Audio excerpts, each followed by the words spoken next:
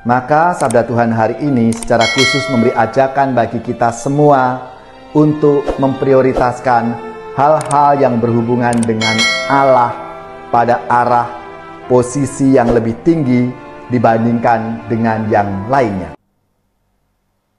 Saudari-saudaraku yang terkasih, berjumpa kembali bersama saya Inspirasiku di Antara.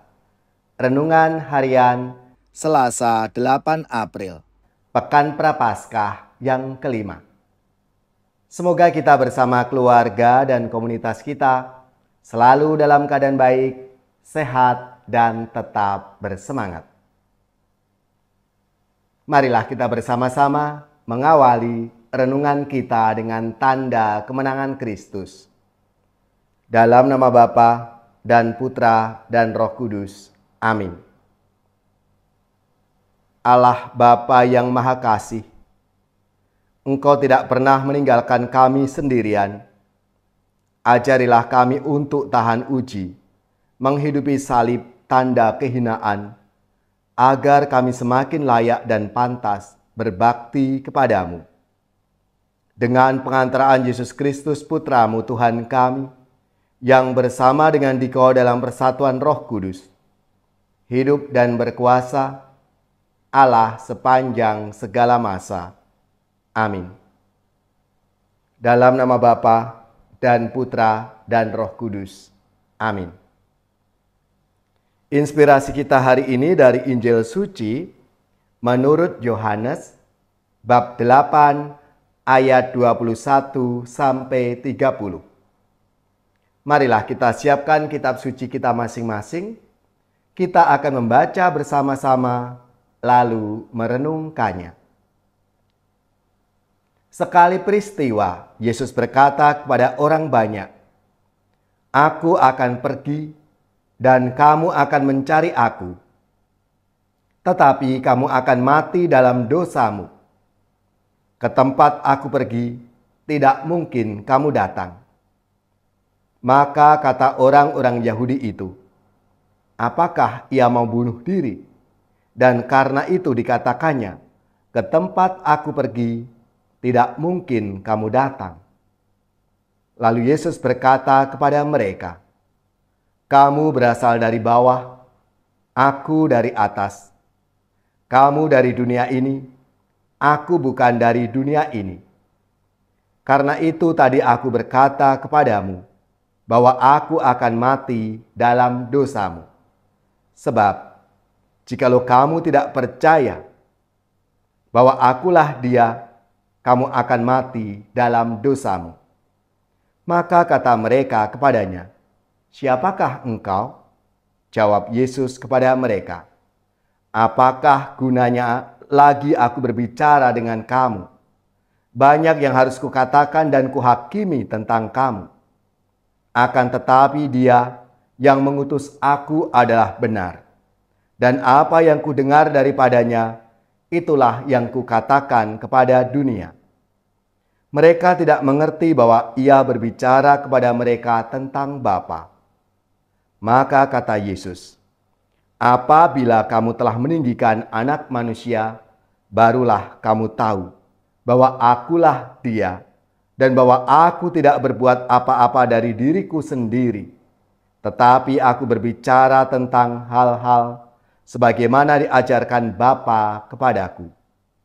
Dan Ia telah mengutus aku menyertai aku. Ia tidak membiarkan aku sendiri, sebab aku senantiasa berbuat apa yang berkenan kepadanya." Setelah Yesus mengatakan semuanya itu, banyak orang percaya kepadanya. Demikianlah sabda Tuhan. Terpujilah Kristus. Saudari-saudaraku yang terkasih, kalau kita memperhatikan bacaan-bacaan hari ini yang kita renungkan, ada kata-kata yang sama, yaitu kata meninggikan. Salah satu makna meninggikan adalah menempatkan sesuatu atau seseorang pada posisi yang lebih tinggi dari sebelumnya, atau lebih tinggi dari yang lainnya. Dengan kata lain, ada nuansa memberi penghormatan atau penghargaan pada tindakan meninggikan itu. Penghormatan dan penghargaan itu terjadi karena sesuatu atau seseorang memang pantas untuk mendapatkan atau memang sejatinya disitulah posisinya. Saudara-saudaraku yang terkasih, dalam hidup kita sehari-hari kita pun berhadapan dengan aneka macam hal. Menghadapi itu tentunya kita berusaha untuk menempatkan setiap hal pas pada posisinya. Dengan kata lain, kita berusaha untuk menyusun skala prioritas. Tujuannya adalah supaya semua itu terlaksana dengan baik, selaras dengan arah dan tujuannya. Maka sabda Tuhan hari ini secara khusus memberi ajakan bagi kita semua untuk memprioritaskan hal-hal yang berhubungan dengan Allah pada arah posisi yang lebih tinggi dibandingkan dengan yang lainnya. Alasannya jelas, supaya kita umat manusia ini tetap hidup sebagaimana disebutkan dalam kitab Bilangan, dalam bacaan yang pertama itu. Kita tetap hidup itu suatu kondisi di mana manusia dapat hidup secara layak, sesuai dengan kehendak Tuhan, sesuai dengan apa yang menjadi panggilan Tuhan pada diri umat manusia itu. Dan kita tentunya selalu berharap dapat tetap hidup. Dan itulah, setiap manusia yang terus berharap dapat tetap hidup harus memberi tempat, harus memberikan prioritas yang lebih tinggi pada relasi mereka dengan Allah. Dan secara konkret, manusia harus memberikan prioritas pada perbaikan relasi diri mereka dengan Allah dengan menyediakan waktu untuk berdoa, merayakan sakramen-sakramen, dan juga tindakan-tindakan solidaritas yang menempatkan kemanusiaan di atas segalanya.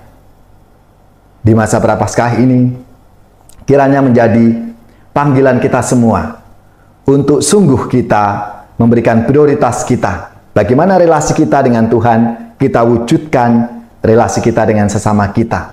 Menghargai, mengangkat harkat dan derajat umat manusia itu. Sesuai dengan arah dasar Keuskupan Agung Jakarta yang tahun ini mengangkat itu. Agar kita sungguh-sungguh menghargai, menghormati martabat kemanusiaan. Karena kita semuanya ini adalah makhluk ciptaan Tuhan yang paling sempurna, yang sama di hadapan Tuhan. Kita dipanggil untuk mewujudkan rahmat kasih Tuhan itu dalam panggilan hidup kita sehari-hari.